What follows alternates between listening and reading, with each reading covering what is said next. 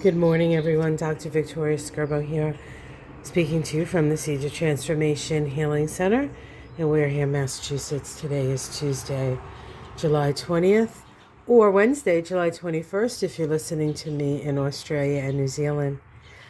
Today, the moon is in Sagittarius all day, and it's a very active Sagittarius moon. The moon makes a lot of connections today, some supportive, some irritating. As far as the supportive aspects, we have a sextile to Saturn and a trine to Uranus. Remember Saturn and, a sextile to Saturn and a trine to Chiron. Sorry about that, guys. Right now, Chiron and Saturn are in orb of that sextile that they have been involved in. That is something that's happening all year in 2021. It is a 300-degree sextile, and it really is about progressive change.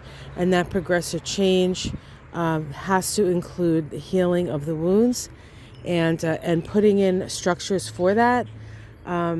Healing the wounds of identity, healing the wounds around toxic masculinity. Oh, speaking of nothing like toxic masculinity, there's a little bunny. Hi, bunny. I had to save a baby bunny the other day.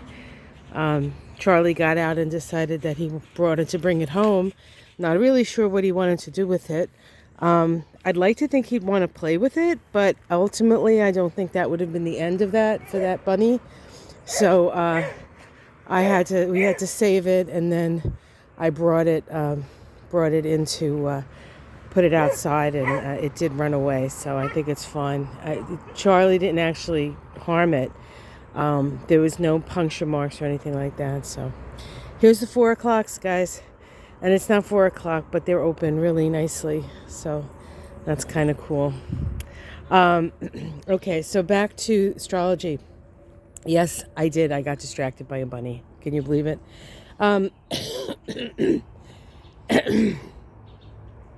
So the moon in Sagittarius does connect with both Saturn and Chiron.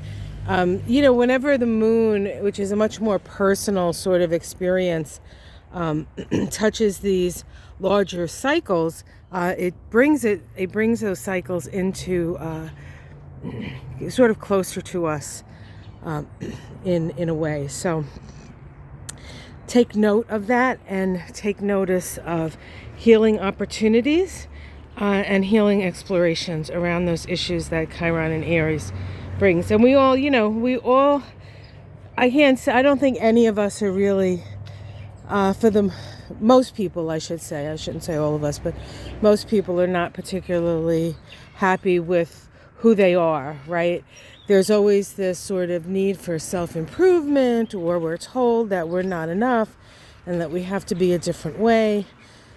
A lot has to do with acceptance of self. That's part of the, I think part of the Chiron and Aries energy is really learning to love and accept yourself. So the grackles are, I put one of those seed cakes, and it's got mealyworms in it.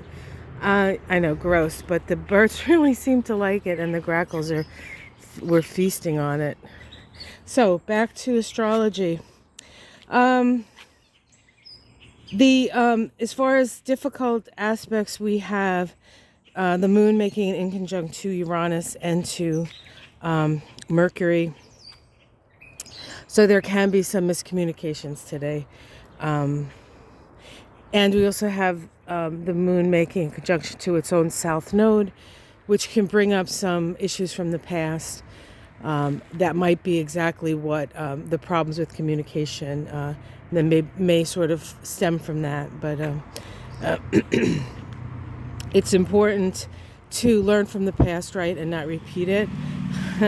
So we could learn a few things from our past today. The thing I really want to talk about is the sextile between Mercury and Uranus. Significant because Uranus is the higher octave of Mercury, and what a higher octave means is it means that it's vibrating at just a higher vibration. And both Mercury and Uranus are associated with the brain and associated with the nervous system, associated with our mental capacities. And when they connect, especially in a supportive connection like a sextile, we have an opportunity to open the lines of communication between ourselves and our higher mind. So this is an opportunity for that. Now, this is actually part of a synodic cycle that began back in April 24th. These two planets came together at 5 degrees of Taurus. That started this synodic cycle, and now we're here in towards the end of July, and we finally have a sextile between these two, 60 degrees. It's taken a while for it to get to this point because, of course, we had that Mercury retrograde in Gemini.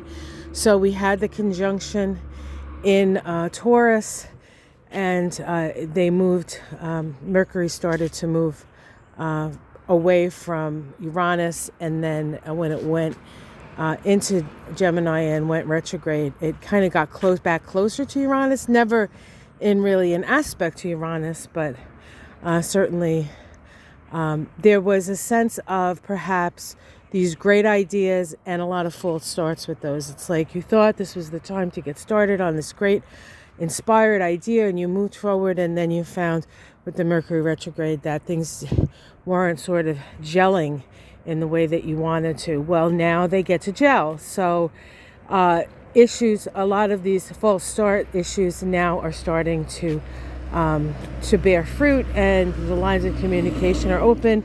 So there's more understanding, there's more clarity and the like. So we can feel a little more clear in the information that's coming in, not only from, the outside world, such as, journalism and stuff with these revelations, because of course Uranus is all about revelations, but even in your own life, you can see that some of your ideas are finally starting to gel. And I have to say, it probably feels, hi little bunny. Hi there, guy. Look at you. Probably feels pretty good. All right, guys. That is, for the most part, what I wanted to talk about this morning. A little wordy, of course, but the moon is in Sag, so we must understand, correct? Okay, guys, have yourself a great day. Like and subscribe. And it looks like we have a sunny day here. And it's been pretty moist, as I've told you before, so I looked at the weather this morning, and it said it's 66 degrees, and then I looked at the humidity, and it said 99%. I didn't even know you could have humidity 99%. Felt like at 99% it rains, or 100, is it 100% it rains? But it has been super, super mugs here. But, this is New England in the summer, and this is what happens, So, all the same. Okay, guys, have yourself a great day. I'll see you again tomorrow. Take care.